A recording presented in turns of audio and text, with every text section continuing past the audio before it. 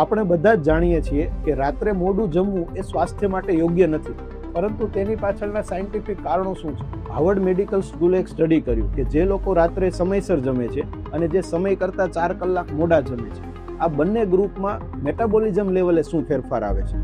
તો જે લોકો રાત્રે 4 કલાક મોડા જમે છે એ લોકોમાં એડિપોજિનેસિસ એટલે કે ફેટ સ્ટોરેજનું પ્રમાણ વધારે હોય છે અને લાઇપોલાઇસિસ એટલે કે ફેટનું બ્રેકડાઉન ઘટી જાય છે, જેના કારણે ઓબેસિટીનું રિસ્ક વધારે હોય છે.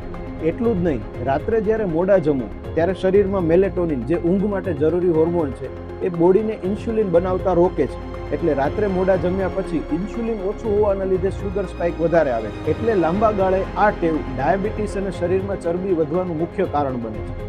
અને મોડી રાત્રે જમ્યા પછી તરત સૂવાથી પાચન બગડે, એસિડિટી વધે, એસિડ રિફ્લક્સ વધે અને ઊંઘ ડિસ્ટર્બ તો થાય જ છે.